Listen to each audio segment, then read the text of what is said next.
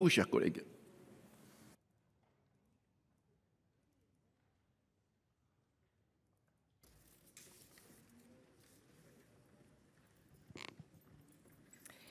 Monsieur le Président, Madame la Ministre, Messieurs les rapporteurs, mes très chers collègues, ce fut long, très long et aussi très compliqué, mais c'est fait. La commission mixte paritaire que j'ai présidée mardi dernier au Sénat est parvenue à un accord sur le projet de loi visant à sécuriser et réguler l'espace numérique. Je voudrais pour commencer remercier l'ensemble de nos collègues de la commission spéciale qui se sont profondément investis sur ce texte pour un résultat dont nous pouvons, je crois, être fiers car le chemin a été ardu. Ardu tout d'abord de par les délais, les conditions d'examen. Nous avons adopté ce texte au Sénat en juillet. L'Assemblée nationale s'est prononcée en octobre et depuis, nous avons vécu au rythme des correspondances plus ou moins cordiales avec la Commission européenne. Bien entendu, le remaniement gouvernemental, qui s'est aussi quelque peu éternisé, n'a pas aidé. Ardu car si à l'origine ce texte voulait être une simple adaptation en droit français des règlements européens sur les services numériques, le RSN, et sur le marché numérique, le RMN, le gouvernement a fait le choix d'y ajouter un très important volet sur la protection des mineurs face à l'industrie pornographique, directement issu des travaux de notre délégation aux droits des femmes que je salue, ainsi qu'un début de réglementation des jeux à objets numériques monétisables, les JONUM. De ce fait, le projet de loi initial comportait déjà 36 articles. Suite aux lectures au Sénat et surtout à l'Assemblée nationale, il a presque doublé de taille puisque chacun y a bien vu une opportunité d'avancer sur la régulation de ce monde numérique qui occupe une telle place aujourd'hui dans nos vies.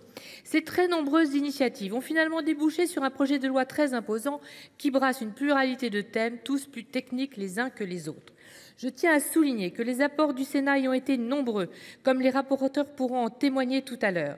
Je citerai cependant, car cela me tient à cœur, les articles 10 bis A et 10 bis B relatifs à notre souveraineté numérique et à la protection de nos données que j'ai introduits au Sénat avec Patrick Chaize.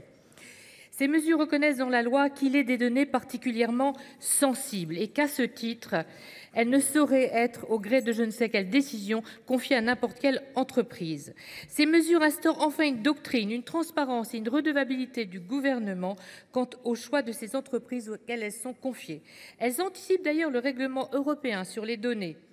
Et bien sûr, nous donnent des armes pour combattre une fois plus les abus de position dominante d'acteurs extra-européens et permettent, je l'espère, d'encourager le développement d'une industrie européenne de l'informatique en nuage très prometteuse. Je rappelle que depuis 2020, chers collègues, nous interpellons le gouvernement sur la gestion notamment des données de santé des Français. Malgré les lois extraterritoriales et un accord de transfert des données des Européens vers les États-Unis peu protecteur, la migration depuis Microsoft vers des solutions souveraines tarde à venir. Elle doit être absolument encouragée, Madame la Ministre, et nous comptons sur vous grâce à ce texte de loi. Je salue également un début d'encadrement des genoux dans ce texte. Nous revenons de loin, cher Patrick Chaize, car le projet initial du gouvernement prévoyait une simple ordonnance, contre aujourd'hui un texte de plus de 13 pages à notre projet de loi. Je citerai également les très importantes dispositions adoptées au Sénat à l'initiative de Loïc Hervé pour assurer une sanction plus rapide et efficace des propos odieux tenus en ligne par le biais d'une amende forfaitaire délictuelle. Maintenant, j'en viens aux défis qui sont nombreux devant nous. Il y en a 3. Le premier, d'ordre méthodologique. Nous n'avons pas intégré suffisamment dans notre manière de légiférer la dimension européenne et la place prise par ce droit. Je partage la conviction, comme membre de notre commission des affaires européennes, que nous devons toujours nous saisir très en amont des textes et les travailler dès l'origine, car notre voix portera mieux à Bruxelles à ce moment qu'une fois les règlements adoptés.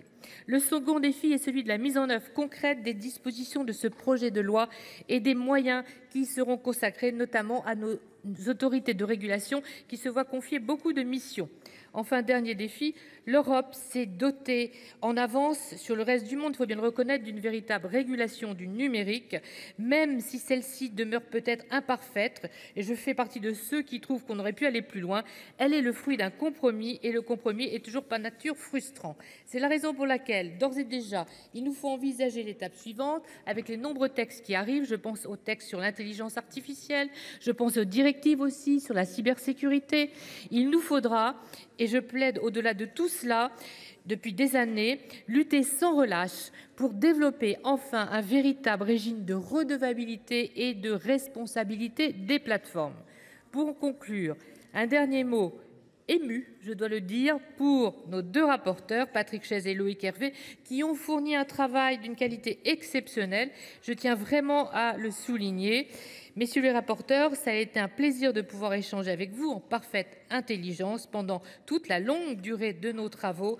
Je crois que nous pouvons être fiers du chemin parcouru sur ce texte que nous allons voter d'ici quelques instants, qui porte indéniablement la marque du Sénat. Je vous remercie pour votre attention. Merci, cher collègue. La parole est maintenant à Madame